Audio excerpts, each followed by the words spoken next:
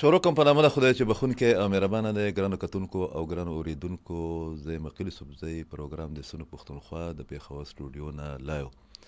امید دی چې تاسو ټول به ښه. روژه چې ده هغه مو مخه تېرېږي. کوشش به دا پکار وي چې په روژه کې موږ دغه ټولو خلکو نه معافي وغواړو، هغې ځان ته رانږدې کړو. څوک چې به وجوه زموږ نه خفه دي، کو هغه زموږ رشته داران دي، کو هغه زموږ دوستان دي، کو هغه زموږ ګاونډیان دي. او دې سره سره چې د بل یو خبره چې هغه د هر پروګرام په ابتدا کومه هغه دا چې یاره مهرباني وکړئ، خاص کر پښتنو ته چې دا په یو بل پسې چې ملنډې کوئ، دا یو بل پسې سپکاوی چې کوئ، یو بل ته چې ایونه په نامنهاد سوشل میډیا باندې کنځل کوئ، کم از کم کو هغه پښتو راته نه یادېږي، هغه اقدار درته نه یادېږي، د حجرې جومات په خوا کې نه تېر شوي، نو که روژې نه سئ نو د هغې احترام وکړئ، ځکه چې یو بد حال دی روان دی. خاص کره د افغانستان او د پاکستان چې کوم د الیټ کلاس جنگ دی، دې کې تاسو کوم ځای کې ولاړ یې؟ زه خو په دې باندې حیران یم. عام خلک هغه چا خبره زما غوندې خلک خو څوک خیرات هم نه راغواړي، او دلته کې په فیسبوک باندې او په هغه نور باندې خو بیا هم سنجیده خلک، خاص کر په فیسبوک باندې هغه رد بدې خلکو ته وایي یو بل ته کنځل پکې خلک کوي که نه. دا کم بدبخته خلک دی. په دې به راته هم خبره کوي چې موږ د پښتنو ته به کم از کم چې دی پولیټیکل ورکر سمیت دوی ته به دا عقل څوک ښیي چې ځان ته نامنهاد تعلیم یافته خلک هم وایي، څه پکې پولیټیکل ورکر پکې هم دي چې د روژې په میاشت کې کم از کم یو بل ته کنځل مه کوئ.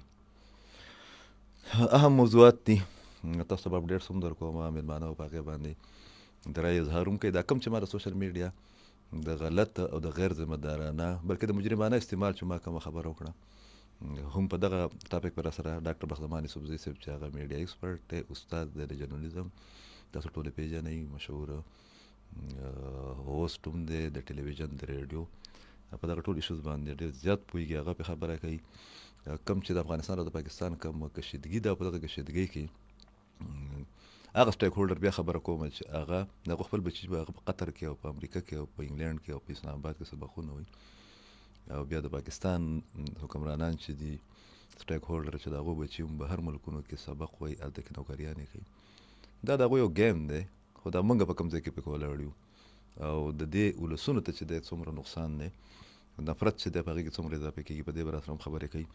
د عوامي نیشنل ګوند د صوبایي جنرال سیکرټري حسین شاه یوسفزی صاحب. عرفان خان صاحب به دا چې کوم په پاکستان کې دننه خاص کر په قبایلي سیمه کې کوم اپریشن روانې دي د هغې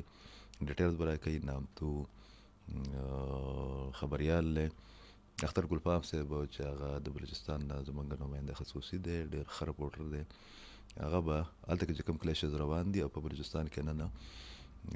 سکولونو ته او کالجونو ته چې دی چوټي هم ورکړی شوی ده. په خیبر پښتونخوا کې هم دغه اپشن دی. ویل کېږي دا چې د افغان حکومت په سرپرستۍ کې د دهشتګردو په دې دوه ښارونو باندې دوه صوبو باندې د غټو حملو چې دی د هغې خطره ده. په هغې به اختر ګلپام را سره خبرې کوي. دغه رنګې تاسو به موږ ته کال کوئ د 8 بجو نه بعد. نمبر در کوم 091 525 4143 5254 143 5254 143 باندې به د 8 بجو نه بعد ما تاسو به معمول چې د کالز کوئ، ځکه چې ستاسو کالز چې وي هغه زما وینه زیاتوي. ذاتي ډول د خبره کوم، هغه موږ زموږ په معلوماتو کې، زموږ په ذهن کې، زموږ په عقل کې چې دی په هغې کې اضافه کوي. بیا وایم 5254 143 په دې به را سره خبرې کوي. خاص کر سوال درته پرېږدم، سوال دا دی چې د پښتانه چې ځان ته درانه وایي یا درانه خلک وایي، ډېر سیاسي خلک ځان ته وایي،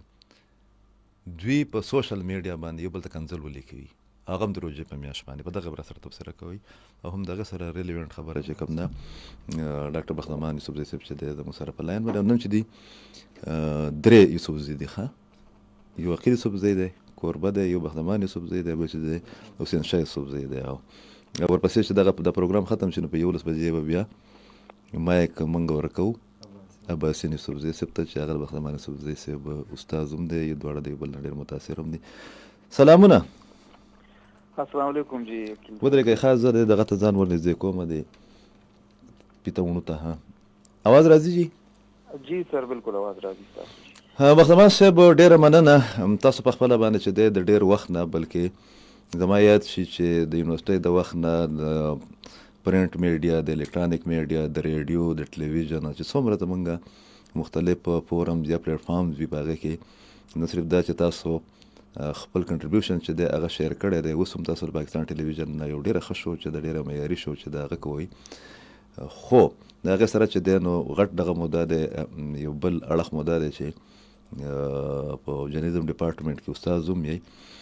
بس زه به ډایرکټ راشم خبرې ته. د سوشل میډیا د وارفیر چې ورته وایي یا میډیا وارفیر چې ورته وایي یا پروپیګنډا وارفیر چې ورته وایي، دا څه شی وي جي؟ او دا د یو معاشرې دپاره، د یو ملک دپاره، د یو ریاست دپاره څومره اهمیت لري؟ کو دا ښه استعمالیږي نو څومره اهمیت دی، او کو دا غلط استعمالیږي نو څومره نقصان دی؟ ډیره مننه محترم عقیل یوسفزی صاحب. د دې نه وړاندې چې تاسو د تپوس ته راشم، یو لږ غونټې انفارمیشن زه تاسو سره، تاسو اورېدونکو سره شیر کوم. چونکې د ارټیفیشل انټیلیجنس یا د مصنوعي ذهانت دور دی او په دغه حواله ډېرې څېړنې کېږي. ما اوس یو ریسرچ کتلو چې هغه دا وایي چې 1000 days یعنی 1000 ورځې هغې ښودلې دي او په دې کې تقریبا 3 میاشتې تېرې شوې. دا 3 میاشتې زوړ ریسرچ دی که نه؟ هغه ریسرچ دا وایي چې د 1000 ورځو نه پس، مطلب 3 کالو نه پس به د دنیا نقشه چې دا په مکمله توګه باندې بدلوي. یو بل ریسرچ دا وایي چې نه 10 کاله پس چې کوم دی نو د ارټیفیشل انټیلیجنس په ذریعه به د دنیا نقشه په مکمله توګه باندې بدلوي. نو زیات ریسرچرز په دې باندې متفق دي چې دغه ټایم چې کوم دی دا د 3 کالو او د 10 کالو ترمنځ دا ټایم. کو 10 کال هم هیڅ شی نه دی که نه؟ دا خو خطرناک شی دی. او کو 10 کال هم وي. بالکل. په دې لومړي ریسرچ کې 3 میاشتې تېرې شوي دي، تقریبا 10 ورځې په دې کې تېرې شوې. نو مطلب دا دی چې یو خو 4-5 کاله پس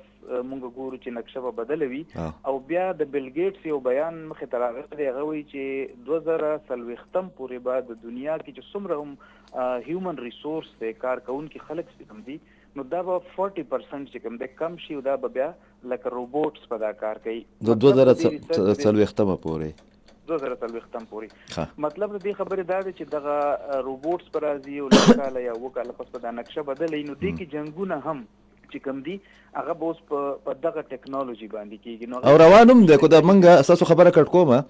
مخدمان، دا موږ د ایران دغه ته چې وګورو، د اسرائیل او دغه د جنګ ته د امریکې، نو هغې کې خو موږ ته ډېر عجیبه عجیبه څیزونه داسې مخې ته راغله چې ایونه تجزیهکاران یا دفاعي ماهرین دا خبره کوي چې د امریکې غوندې ملک وایي د هغه چې کوم وار ټیکنالوژي ده یا د هغه چې کوم هغه طریقه کار دی هغه ډېر پرسوده دی او 100 کاله شاته دی. لکه داسې عجیبه عجیبه انکشافات مخې ته را روان دي که نه؟ بالکل اگزیکټلی. همدغه خبره ما همدغسې دې طرف ته راوستله چې لکه مونږ خو د سوشل میډیا خبره کوو، خو خبره د دې نه ډېره مخکې تللې ده. جی د آیت الله خامنه‌ای صاحب دغه چې په نښه کړی شو، که دغه واقعه مونږ وګورو په 2 منټه کې د هغې هغه تصویر چې دی نتنیاهو ته رسېدل شو. او دغسې یو شمېر چې کوم نور واقعات دې سره تړلي مخې ته راغلل. په دې ریسنټ چې کوم دا کنفلیکټ چې اوس بعضې انالیست دا هم وایي چې دا د ورلډ وار 3 په مخه مونږ په لوري باندې مونږ روان یو. نو دې کې د میډیا بیا د سوشل میډیا او بیا مونږ له دا خبره ذهن کې ساتل پکار دي چې ارټیفیشل انټیلیجنس فیک او ډیپ فیک یو بل پرابلم دا مخې ته راوړو چې اوس به ټیک خبر وي، خو که تاسو هغه نه منل غواړئ نو تاسو به وایي چېرې دا اے آی جنریټډ، مطلب هغه مس انفارمیشن یو جواز ولا جوړ شو. جواز ولا جوړ شو. فیک نیوز هم ډېر وروستو پاتې شو. نو ځکه ډاینامیکس چونکې بدل دي د جنزي په وجه باندې، یا دا چې کوم زمونږ د 5th جنریشن وار خبره کوو، نو د پروپیګنډا ټیکنیکس هم بدل شو. هغې سایکولوژیکل وارفیر چې کوم ټیکټکس دي د هغې ډاینامیکس هم بدل کړل او د هغې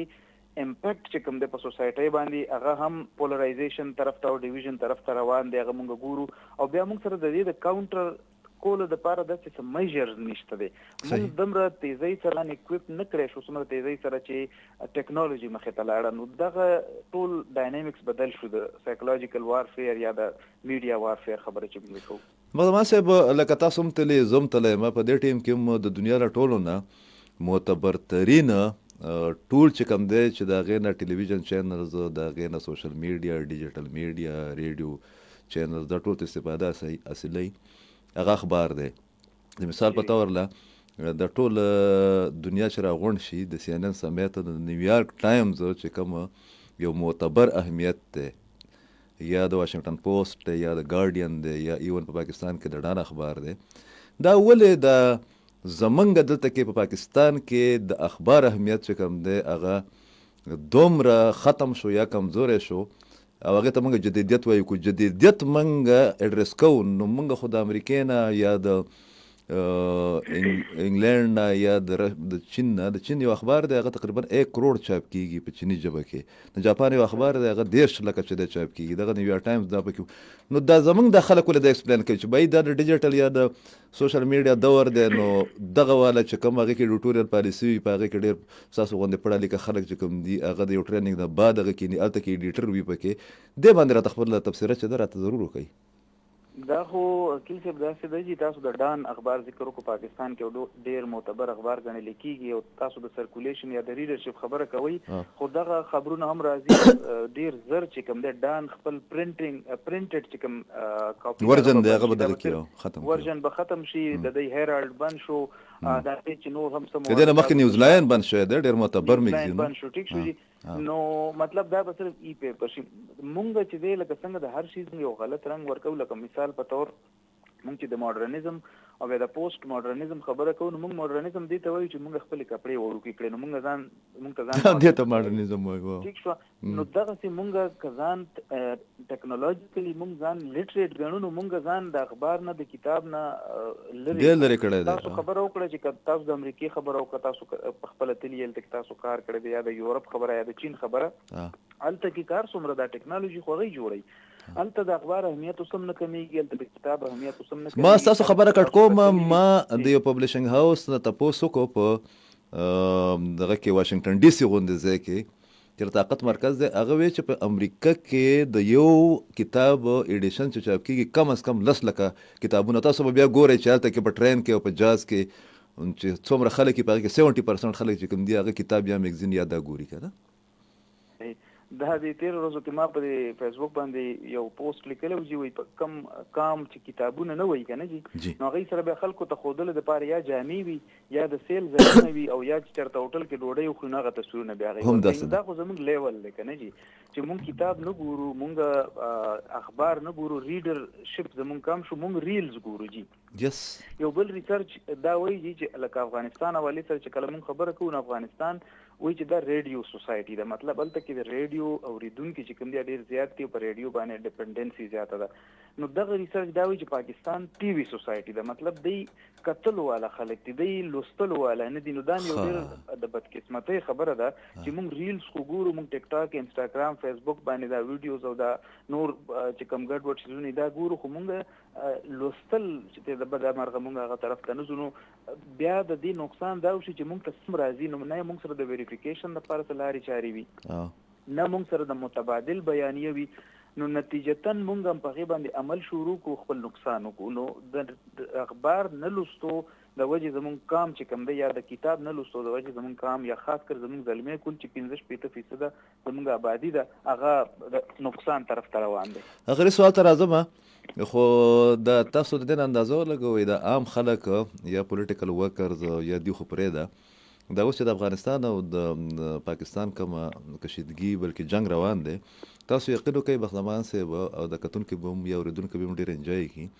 ما پکې په مین سټریم میډیا په ډېرو غټو چینلو داسې تجزیهکاران واورېده، صحافیان او سیاسي لیډران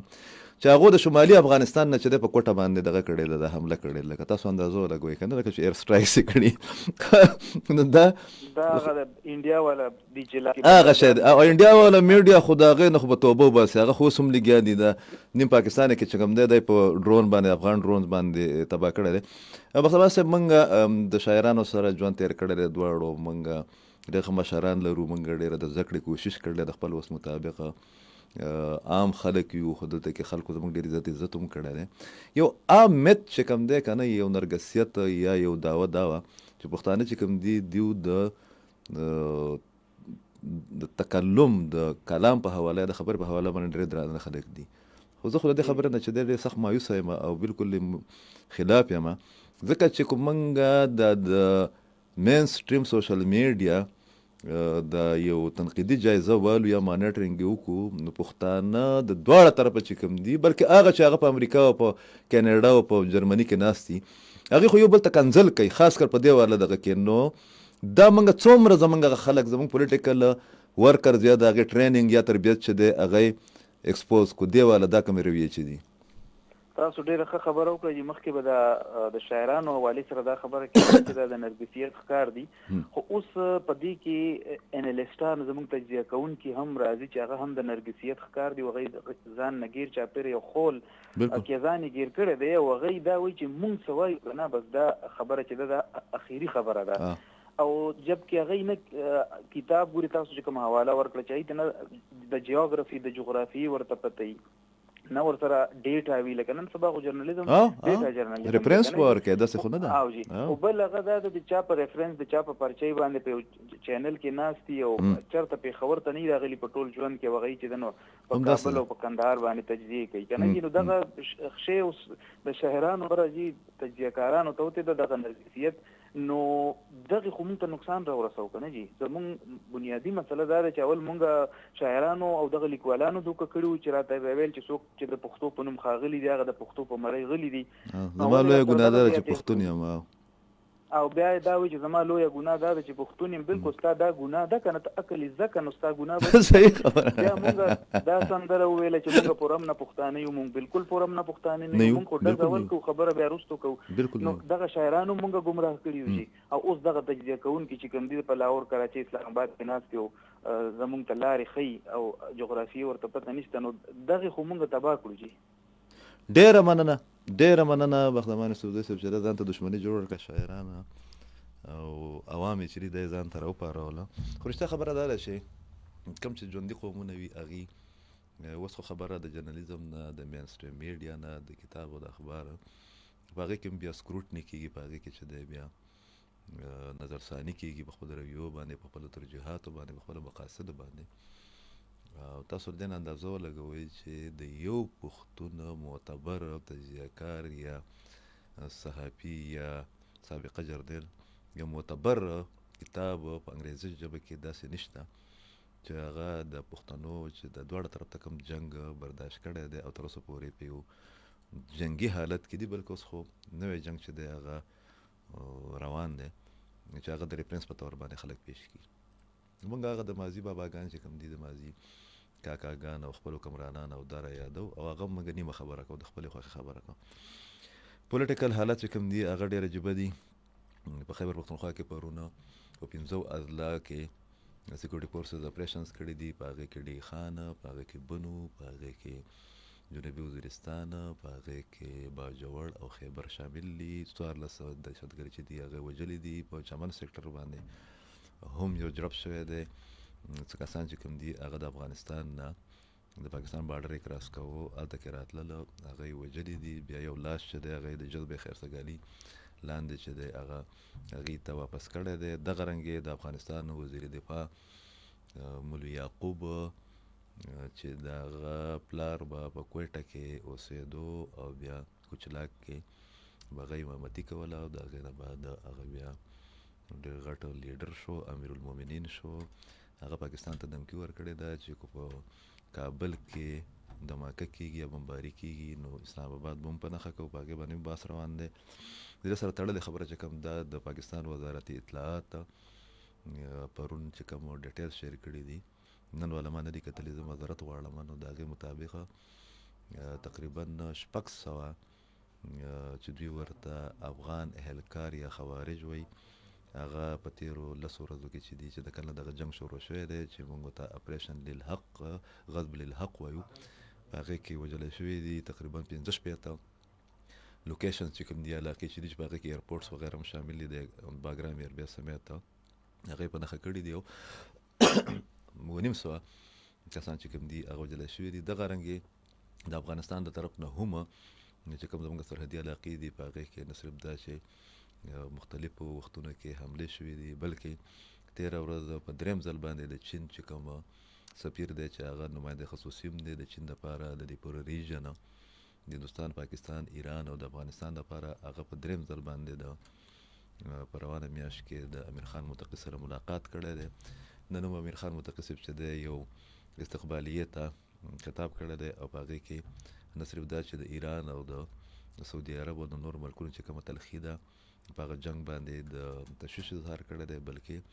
د پاکستان او د افغانستان چې کوم جنګ روان دی، ځکه چې دا خو اوس کشیدګي نه ده، دا بلکل جنګي صورتحال دی، نو په هغې کې هغې په هغې هم د تشویش اظهار کړی دی. بل طرف ته د پاکستان موډ داسې ښکاري چې د افغانستان سره د مفاهمت یا د مذاکراتو څه قسم له اراده چې د هغه نه لري. الرډي نوي اطلاعات دا را روان دي چې نه صرف دا چې چین یو ځل بیا څنګه چې ما خبره وکړه هغه ډېر زیات اکټیو شوی دی، بلکې د ترکیې په باره کې هم داسې اطلاعات دي غیر مصدقه چې ترکیې هم لګیا دی او یو ځل بیا هڅې کوي چې د پاکستان او د افغانستان دغه وشي. دا خبره ده. نو ما په خیال باندې دا په دغه باندې میلاوی دی شي او په هغې میلاوی دی شي. هلته سپیکر ته به یې کېدی حسین شاه یوسفزی صاحب چې دی هغه میلاوه د هغې کوالټي هم لږه ښه وي. دا د خپل پروډیوسر صاحب ته لږ یم. تاسو ته بیا نمبر در کوم 091 5254 143 5254 143 باندې چې حسین شاه یوسفزی صاحب کله خبرې وکړي د هغې نه بعد به تاسو کال کوئ. او سوال تاسو ته بیا کدم هغه دا دی چې ولې موږ د سیاسي مخالفت یا د ریاستونو په منځ کې چې کومه چپقالت یا کشیدګي وي په هغې باندې د ښه دلایلو په ځای باندې د معلوماتو په ځای باندې یو بل ته کنځله کوو، خاص کر د افغانستان او د پاکستان پښتانه چې دومره غیر سیاسي دي. په دې باندې به تاسو ماته چې د خپل رایې اظهار کوئ. حسین شاه یوسفزی صاحب چې دی هغه په لاین باندې موجود دی. السلام علیکم حسین شاه صاحب. السلام علیکم. ما درته وی اسلام آباد ته مه ځه، خدای خبر چا کړلې نظره یاره. تاسو اسلام آباد کې پېښور کې باران وریږي خو هر 2 منټه بعد چې بجلی دي خلک جواري ته راکاږي لوړه تا راښکه لوړې ته جواره یاره. اوه زبردست زبردست. ما وختي خبره کوله چې نن په پروګرام کې چې دي نو 3 یوسفزي دي، عقیل یوسفزی، زه به ځان ته صاحب ووایم، حسین شاه یوسفزی صاحب، ډاکټر بخترمان یوسفزی صاحب، په 11 بجې به چې دی کو په 10 بجې باندې بل یوسفزی به راځي، عباسین یوسفزی صاحب. نو بس دا نن موږ قبضه کړې ده جي. حسین شاه لاله ډېر افسوسناک صورتحال دی. خو یو طرف ته زمونږ د ایران په د بلوچستان په بارډر باندې لګېدلی زمونږ ګاونډي ملک ته ایران، نو هغه تقریبا په 12 ملکونو باندې حمله کړې ده. په هغې یو جنګ مسلط دی په بلوچستان کې. په دې ټایم کې چې ما تاسو خبرې کوو نو تعلیمي ادارې چې دي هغه بوجوه بند کړی شوی. په پېښور باندې دا ټیکس چې کوم دي خدای دې کې چې غلط اطلاعات وي، خو داسې انټلیجنس اطلاعات دي. پرون 1400 دهشتګرد چې دي هغه وژلی شوي دي. بل طرف ته د افغانستان سره زموږ تعلقات چې دي هغه انتهایي کشیده دي. په دې کې د قومي قیادت ذمواري چې دغه څه جوړېږي، ځکه دا خو صرف په ریاستي ادارو باندې موږ نشو پرېښودلی ټول معاملات. دا خو ډېر غټ چیلنجز دي.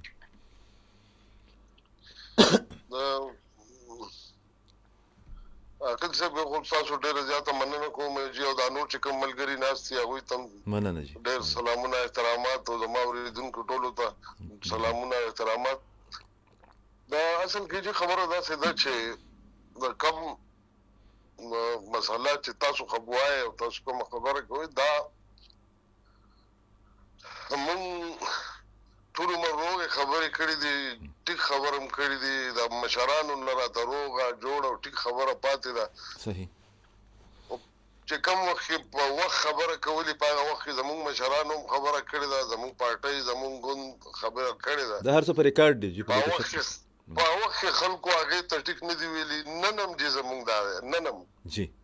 3 کاله وشو لږ بجې کېناستل غواړي. دا مسلې چې دي چې د کم وخت بعد تېر ځلم تاسو ته ویلي دي چې ریاست دا نه ویلي چې زه ستایم دې قوم ته، او قوم دې ریاست ته نه ویلي چې زه ستایم دي. دا نه چلیږي. ډېرې تجربې وشوې جي، د یو بل د ټوکلو تجربې وشوې، د یو بل د بېعزته کولو تجربې وشوې. مونږ ټول د یو بل سره نښتي یو. مونږ دا خاوره چې کوم ده، دا وطن چې کوم دی، دا مونږ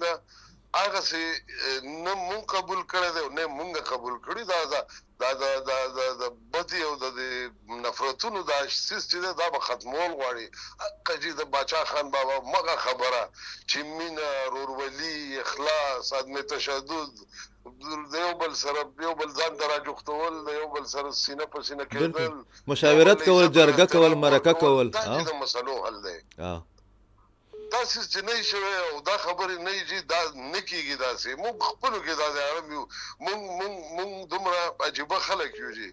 چې مونږ چې دا د یو بل سره کوم خبره کوو کنه نو هغه مونږ ټوله ډیپلوماسي باندې کوو. بالکل مونږ ریاست یا ادارې مونږ ته خبره کوي نو مونږ په شک کوو. مونږ ادارو ته خبره کوو یا ریاست ته خبره کوو هغه په قوم باندې شک کوي. بد اعتمادي ده. د شک فضا چې نه ختم شوي او دا بالکل صفا سوتره خبرې چې نه شوي چې دا مسلې نه حل کیږي. جی ډېرې تجربې وشوې وخت په وخت باندې وشوې. اوس لکه که مونږ دا خبره کوو چې دا خو نننۍ نه ده، دا خو د 50 کالو مخکې را روانه مسله ده. په هغه وخت کې چې مونږ کومې فیصلې کولې بالکل هم غلطې کړې دي. مونږ دې په لکونو خلک راوستل. هغه خو خواجه آصف هم وایي، هغه خو خواجه آصف هم 3-4 ځله ویلي دي چې مونږ چې دی نو ډېر غلطې فیصلې کړې دي کنه. خو 3 میلیونه خلک مونږ راوستل دي، نه پاسپورټ نه ویزا نه تپوس نه سلام، بس ټیک درالل. هغه وخت هم زموږ مشرانو پالیسي و چې دا د یو قانون د قاعدې تحت کېنول غواړي. اوس چې رخصته اوس په لتو او په بیزتو باندې لیکو او چې واپس په بیزتو باندې لیکو یو انتها بل انتها. واجب خبره اکل څه تاسو دا کې یو اکل خان یو خبره دمه جی مون دا اوس پاکه خبره دي دا پاکه به ویل غواړي. صحیح. مون دا خلک چې کوم دی دا هغه مجاهد نه را شروع شوی دی دلته اوس د داعش او د خوارجو تر ورسېدل. دا د دنیا قاعده ده چې اجرتي نه دی، اجرتي په اجرتي چې چا مړ وکړو دا غي اخیری انجام دی چې هغه خپل نایک چې دا به وډني. دا ته خو دا اجرتي ته پته ولګی دا چې دا ما څوک استعمالي چې دا څومره به خوند ده چې د په ما په پیسو مړ کوي د ما باندې بل وډني د په خپل څومره نه او چې بل له دغه نه زیات ورکړي نو د خپل به مړ کې دا کم مالک چې دی. د اجرت تاریخ چې دا دی د اجرت چرته مګوري نو د اجرتي تاریخ دا دی چې اجرتي په اخره کې هغه سړی وډني چې چا په اجرت وړاندې مړ کړي. دا خلک مور او هغه سمونه ته بلاګانې جوړ کړي. ولې ته خو سټوډنټ لایف کې خو یو ځای استاد یاد نه دی بالکل په یونیورسيټي ټاون کې چې په ارلی 80s کې ټول عربيان ګرځیدا عربيان به ګرځیدا شل ګاډي په یو سړی ورپسې او په یو به نمبر پلیټ نو یو به شیشه سپینه نو په یو کې به څوک نه ښکارېدل. پته باندې لګېده چې څوک په کم ګاډي کې ناست دي. 15 ګاډي به دا اساساري چې ګرځېدې دا و چې ویګوګان او ډالې وته په هغه وخت کې اساساري وي. دا خلک به ګرځېدل چا تاسو نشو کولای. یونیورسيټي ټاون کې ټول دیو پراته وو، په اسلام آباد کې دیو پراته وو، په خور په خزایونو کې دیو پراته وو. دا بدرګي او پروتوکول به وته کې دی او پته به کې نه لګي. ان شاء الله دا پرونه اوس ان شاء الله پرونه د مولوي خان صاحب چې هغه تاسو مرکزی صدر دی داغه سټیټمنټ او هم دغه خبرې کړې دي. هغه یو ځل بیا دا خبره تکرار کړې ده چې یو صوبایي حکومت چې دی هغه لا تعلق ده، بلکې هغه په خپل سټیټمنټ کې دا ویلي دي چې دا د پرو طالبان دي. او بل خبره دا کړې ده چې دا مسله دا غو ته پورې نه حل کیږي تر څو پورې چې د ګډ او د بیډ کانسپټ چې دی هغه نه ختم شوی. دا منګه د صوبې د خلکو ته د دې خبرې وسم ادراک ولې نه کیږي چې دلته کې چې کم صوبایي حکومت یا ځانته چې مقبوله پارټي وي دغه اړیکې چې دی هغه د بچا سره دي. دغه ځړې خبرې چې دی هغه خو تل حقایق دی خو خواجه آصف هم مني. نه چې دا هغه ډېره ښکاره خبره ده کنه چې ما خو تاسو ته تېره کړه چې مونږ تر ننې پورې مونږ د خپل د وطن د خیر خبره نه ده کړې. صحیح. نن هم دا چې دا قسم دا څومره په د دنیا په سطح چې دا کم اور بل دی په دې کې ګوره مونږ هم زمونږ پالیسي ساز ادارې زمونږ مشران زمونږ ذمہداران زمونږ ذمہدارترین خلک چې دی هغه مونږ د بل د خیر سوچ کو زمونږ د خپل وطن د خیر سوچ مونږ نه دی کړی. صحیح صحیح. نن هم کوم په انټرنیشنل دا چې کوم لوبه روانه ده دا ګلوبل چې دا صورتحال ده په دې کې موږ د خپل وطن د خیر خبره نه کوو. موږ د چا د پاره لګي یو نن د پاره بل د پاره بل دغه د پاره نو تاسو زونه چې کوم دي د خپل وطن خیر بغوخته غواړي. موږ یو نیوکلیئر سټیټ یو خبر برابر مضبوط قوت یو خبر برابر دلته خب ټیک ټاک د غلرو د خپل قوم چې دا د سینې سره جوړول غواړي دا ځان سره نږدې کول غواړي او هر سړی چې کوم دی بالکل سټیک هولډرز دي ټول خلک ان کانفیډنس غوښتل غواړي چې بالکل ټول خلک د دې اصل خبرې چې زموږ پالیسيانې څه دي موږ سکو زموږ پلانینګ څه دی مونږ قوم به څه کوي زه به څه کوم بله اداره به څه کوي بله اداره به څه کوي نو هله به دا وطن چلیږي نو که مونږ د یو بل نه په خپلو کې نه کینو د یو بل نه یو خبر د یو بل سره ناستې نشته هغه مونږ په څو ځله ووایو چې یاره کم از کم په دې ایشوز باندې جاینټ سیشن پکار دی جاینټ سیشن پکار دی چې کینی سټیک هولډرز کینی او دغه وکړي خبره وکړي اوس په پوره دنیا کې دا تاسو وګورئ که نه جي په پوره دنیا کې چې د ښځې خاوند هم جنګي نو په هغې کې اثر یو که نه زمونږ په خپل وطن په مونږ باندې اثر وي هغه ورځ خبره شوې ده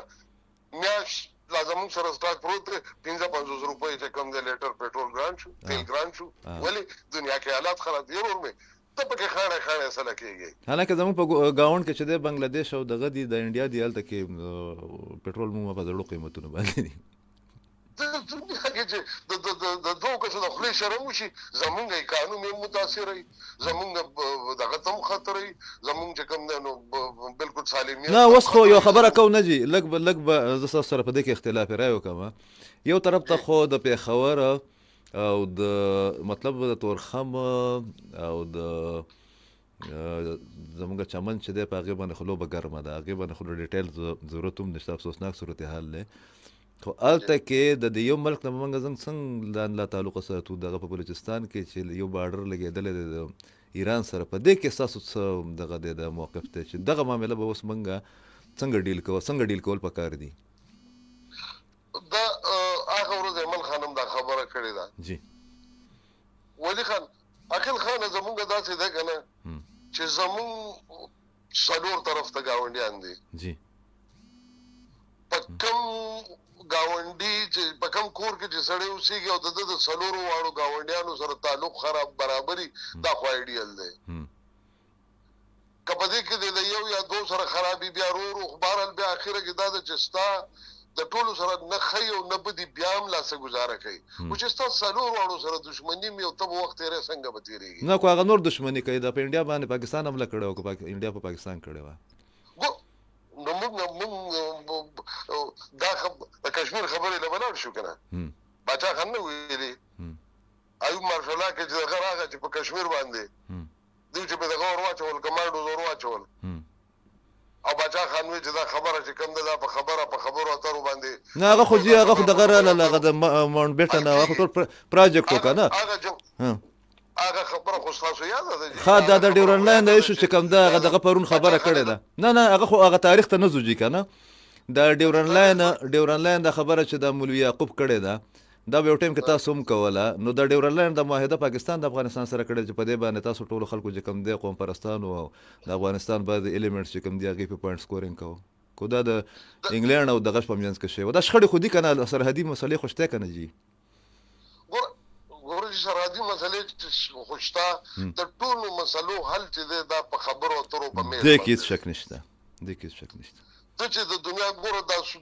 دوه غلو وړوار شوي دي که نه خو اخره کې به په میز کې نه بیا به خبرو له راځي صحیح اوس خو به ولي خان به خبره کوله به مونږ ته وایي چې بچې اوس جنګونه چې دي اوس جنګونه د دغه نه دي میدان جنګ نه دي په ټیبل باندې په ټیبل خلک ګټي په ټیبل باندې د بټنو جنګ دی جی د بټنو جنګ به وي او دغه د بټنو جنګ مونږ وینو یو ځای بټن دباو کې شل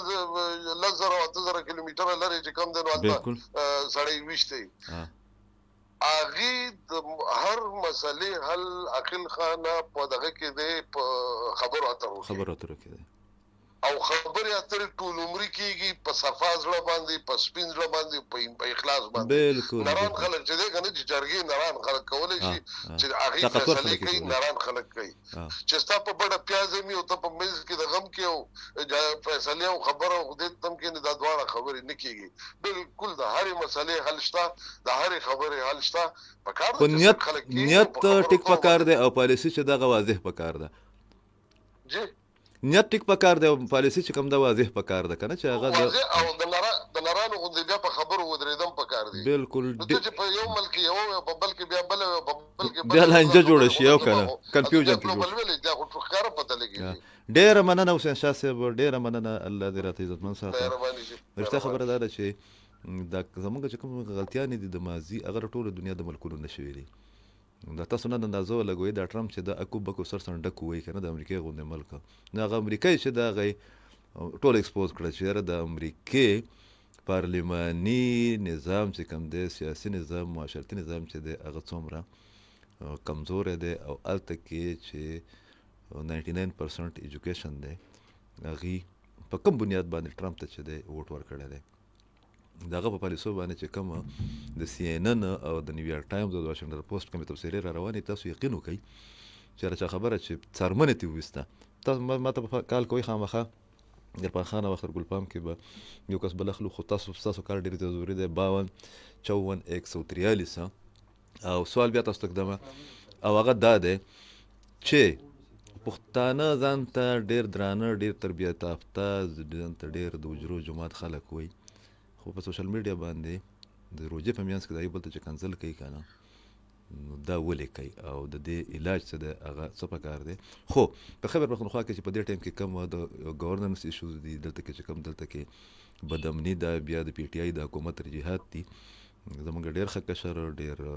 باخبره صحافي عرفان خان صاحب چې دی، چې هغه تاسو ټول پېژنئ، په لاین باندې موجود دی. السلام علیکم عرفان. وعلیکم السلام. ما ته پته ده تاسو په پریس کلب ته روان یې، هلته کې چې دی یو غټ ایونټ روان دی. نه جی، زه خپل دفتر کې ناست یم. زه وروسته به هلته میلاویږم انشاءالله. عرفان دا څه روان دي؟ دا ستاسو ما په ایکس باندې پوسټونه وکتل چې کو یو طرف ته پرون هم په خیبر پښتونخوا کې په 15 اضلاع کې اپریشنز شوي دي، دلته کې خلک چې کوم دي په هغو باندې کراس بارډر ټیرریزم چې دی هغه مسلط دی. د صوبایي حکومت دغه ستاسو دغه ایکس میسج نه یا ډیټیل نه خو داسې پته لګي چې دوی خو لګیا دي،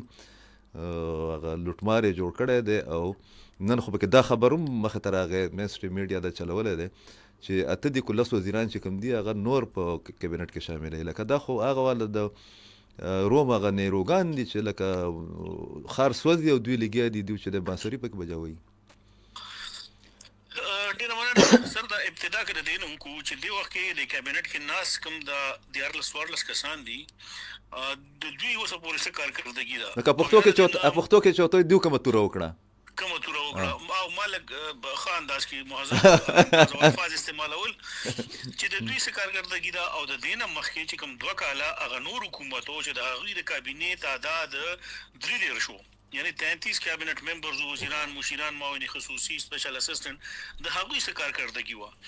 آیا په دې 2 کالو کې همدغه تجربې به کېږي چې یو به راځي، هغه به خپل مدت پوره کوي، هغه به لوټ مار کوي، هغه به کرپشن کوي، هغه به ځي او بیا 15-16 میاشتې بعد به بل راځي، دا کار به هغه کوي، یا به ځي او بیا به بل راځي.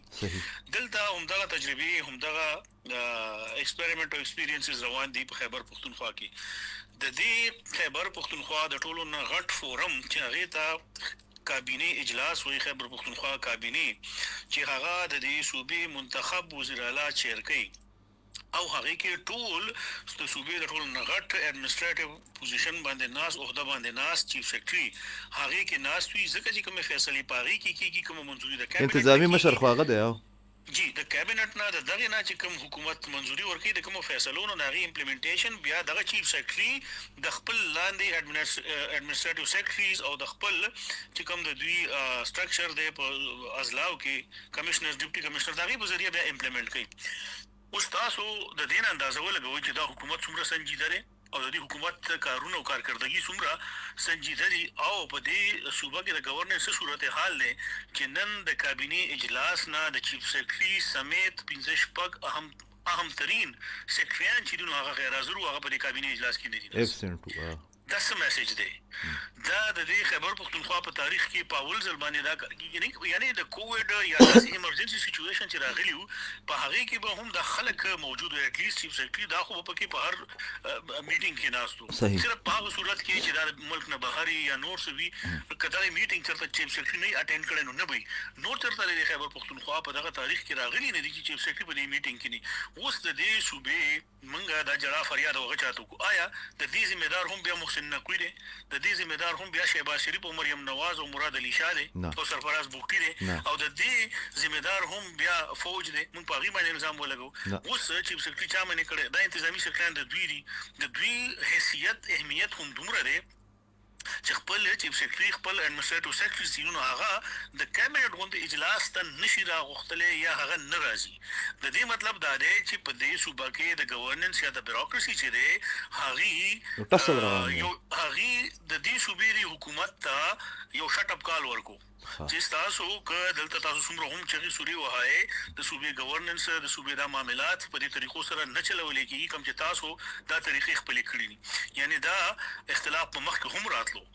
دا جنگ جګړې یا دا شوزونه په مخ کې هم د تحفظات راتلل خو دا خبره دې حد ته نه ورسېدلې چې ګنې هغه کې بعد صوبه په داسې لیول باندې په داسې هغه باندې بدا سفر کیږي. سوال دا دی چې حکومت چرته دی حکومت په خپل غریوان کې سوچو کې منګه بیا په دې باندې زیات تنقید یا الزام نه لګو. آیا دا وزیر اعلی په خپل غریوان کې یو کې چې د صوبې وزیر اعلی کړه د اپوزیشن لیډر دی او کدا د صوبې یو عام اسمبلی یو منتخب غړی دی او یا د کردار یو معمولی اپوزیشن ام پی ای دی ځکه چې دغه کس د هغه په خپل معاملاتو باندې کنټرول نه په خپل کور باندې دا کنټرول نه ایڈمنسټریټیو سیکریټریز یا د کابینټ اجلاس نو دا به د صوبې د امن او امان چې څنګه تاسو ذکر وکړو سر دا به د هغې طرف ته توجه ورکړي دا به پولیسینګ څخه کی دا به کاونټر ټیرریزم ډپارټمنټ سټرینتن کی دا به کاونټر ټیرریزم پالیسی ورکړي د صوبې لا دا به د ډیولپمنټل لپاره سکیمز راوړي دا به نور دلته د خیر ښېګړې او د دې شیزونو څه کارونه وکړي. سوال دا دی چې هغې په خپل کوم مقصد چې دی د هغې په قول او فعل کې تضاد دی. هغې په خپل په د گورننس معاملات چې دي په هغې کې دوی په خپله باندې کلیر نه دي چې دوی ته څه کول پکار دي. یو پیرالل یو متوازی حکومت قائم شوی دی په خیبر پښتونخوا کې سیول بیوروکراسي هغې په خپل کنټرول کې اخیستی دی هغه چلی په دې صوبه کې 2-3 کسان دي هغه وزیر اعلی هغه مینا خان او هغه شفیع جان چې هغه صرف او صرف بل نوره پارټي او وزیران پکې موږ ته په نظر نه ښکاري دا 3 کسان ښکاري. دا خبره پوره کوم 3 کسان چې دي سهیل افریدي مینا خان او شفیع جان د دوی بهترین کارکردګي ده او هغه کارکردګي ده چې دوی د ټیک ټاک او یو ورلد ریکارډ جوړی لګیا دي. خدا تاسو ټیک ټاک خبره وکړه د مانه خبره هېریږي ټیم هم کم دی دا په د کم ډیجیټل میډیا پلیټفارم چې کوم دي یا سوشل میډیا چې کوم پولیټیکل ورکرز هغه استعمالي په ډیجیټل میډیا یا په خاص کر په سوشل میډیا خو موږ تنقید هم وکړو پکې ویل کېږي دا چې د نورو ښارونو نه بعضې ټیک ټاکرز او یوټیوبرز چې دي هغه راغوښتي وو او هغې ته ویلي دي چې موږ دلته کې دا پېښور چې دی دا خو موږ په پیرس کې بدل کړی دی دلته کې مزې دي او دلته کې شدید ترقي ده دلته کې خوشحالي ده ډېر غټ استحکام دی. دغه ډرامې دي که نه واقعیتا دوی داسې یو حرکت بیا کړی دی ځکه چې دلته کې خو زموږ سره خو دوی هغه تعلقات چې دي او زموږ سره خو ډېر زیات کشیده دي وایي تاسو تنقید کوئ. سر موږ د جړا فریاد هم د دې خبرې کوو چې په دې خیبر پښتونخوا کې چې تاسو عرفان نه راغواړئ تاسو عقیل یوسفزۍ نه راغواړئ تاسو دغه شانتې بل نه راغواړئ خو دلته خو نور هم 500-600 جرنلسټان دي. دې 500-600 جرنلسټانو کې خلک راوغواړئ چې هغه غیر جانبدار دي. زه به موږ خو جانبدارۍ باندې الزام تاسو لګوئ تاسو هغې ته خو د خپله کارکردګي وښایئ چې ته د لاهور هغې د موږ خبر کړي هغې د بیا موږ خبر کړي او ته چې د لاهور نه سړی راولې چې هغه په دې تېرو 12 کالو کې په خیبر پښتونخوا کې یوه شپه نه ده کړې نو هغه ته د پېښور او د خیبر پښتونخوا ترقي څه ښکاري هغه خو ته په پروتوکول کې راولي په سی ایم هاوس کې کېنئ هغه ته وي پروتوکول ورکړي هلته ورته په ټیک ټاک او په سوشل میډیا او په پریزنټیشن کې هر څه پیرس او سویټزرلینډ ورته ښکاره کړي او بهر د خیبر پښتونخوا د ټاون ته یونیورسټي ټاون ته نه راوړي چې دلته د سړکونو څه حالت دی په دې یونیورسټي روډ یې نه ګرځئ چې دلته د ګندګۍ څه حالت دی په دې ورسک روډ یې نه ګرځئ چې دلته د صوبې په دې ګلبهار کې نه ګرځئ چې هلته لکه دا ټول ایشوز دي. سوال دا دی چې هغه سړی هغه موصوف چې د دې ځای نه لاړ شي هلته کینی په نیشنل میډیا باندې هغه تجزیه کوي نو هغه همدغه تجزیه کوي چې کوم څه هغه په لاره کې کتلي او کوم څه واپس هغه ځان سره په سرکاري پروتوکول کې خو ډېر خوند کوي سرکاري پروتوکول کې خو ډېر خوند کوي. د دې مثال هم داسې دی چې زه د دې ځای نه لاړ شم لاهور ته او هلته نه هغې ماته هر څه وښیي او واپس راشم او بیا زه د هغې ډېر تعریفونه شروع کړم چې او لاهور نه خو بس واقعي سویټزرلینډ جوړ دا داسې شی و عرفان بیا ختمومه ستا ته به هم ډېر انجوی کوې روجم ده که نه دا په یو ټایم کې تاسو خو ډېر کشران وئ بلکې ته به سټوډنټ وې او دلته کې د سردار مهتاب صاحب حکومت و دا د اورېدونکو دپاره هم چې هغه لږ انجوی کړي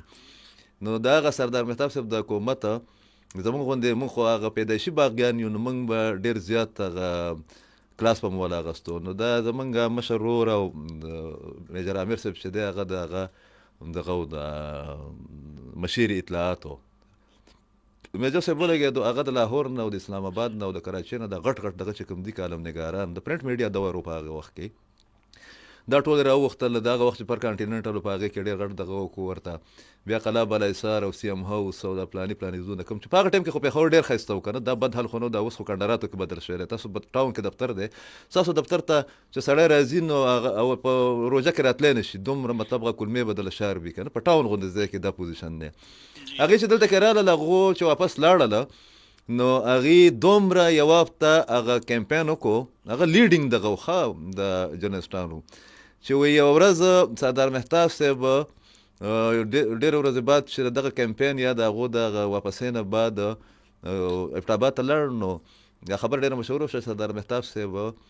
ښځې د هغې نه تپوس وکړو چې دا کوم کالم نګاران چې کوم دي که نه دوی چې سره ته څومره تعریفونه کړي دي زما خو سره 50-50 کاله وشو ما ته خو دومره قابل ته نه ښکارېدی که نه نو دا واقعیتا په تا کې دومره خصوصیات شته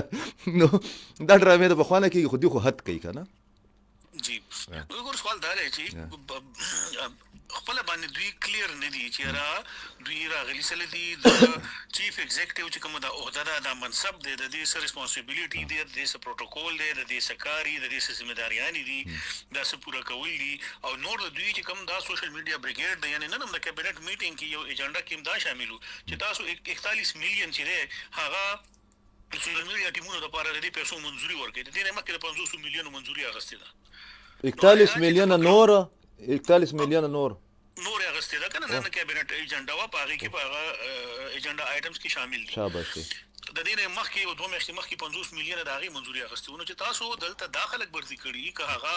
تاسو د لاهور او د اسلام آباد په هغې کې هم څه صحافیان یې اخیستي دي چې هغوی له پیسې ورکوي د پېښور هم په دې کې شامل دي چې هغوی له پیسې ورکوي او تاسو صرف دا ټویټ کوئ ګورې تاسو به یو شیز نوټ کړی وي چې کله د چیف منسټر یا د دې خلکو یو ایونټ وي هر یو تقریب وي د هغه ټول تقریب یعنی د 15 منټ یو تقریب دی د دغه 15 منټ تقریب کې به یو 2 منټو کلیپ یا خبرې داسې وي چې هغه راوچتې شي هغه راواخلي او هغه چې څومره صحافیان دي که د پېښور دي که هغه د اسلام آباد دي که هغه د دوی سوشل میډیا اکاونټس دی هغه مخصوص کلیپ د دغه ټول اکاونټس نه په یو ټایم باندې شیر کېږي دا لاین دوی له څوک ورکوي دا سټریټیجي نو دا پیسې دي شاته که نه 41 میلیونه پیسې چې دي دا یو د دې لپاره ورکړي دي چې په ګراوند خو هسې هم څه نشته په دې سوشل میډیا سره دا لږ ډېر زمونږ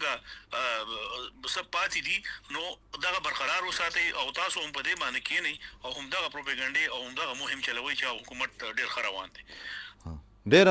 ډېره مننه عرفان خان صاحب د 50 میلیونه یو 41 میلیونه بل خو بل طرف ته خبره دا ده چې په خیبر پښتونخوا کې خاص کر زه به د پېښور خبره وکړم دلته کې اخبارونه چې کوم دي هغه په ختمېدو باندې دي هغه اخبارونه چې هغې د دې صوبې ډېر زیات خدمت کړی دی دلته کې د صحافیانو 80% چې کوم یو تعداد دی هغې د غټ کرایسس سره د بېروزګارۍ سره مخ دي په دې ټایم کې په خیبر پښتونخوا کې چې څومره بېروز دي د مین سټریم میډیا د خبره کومه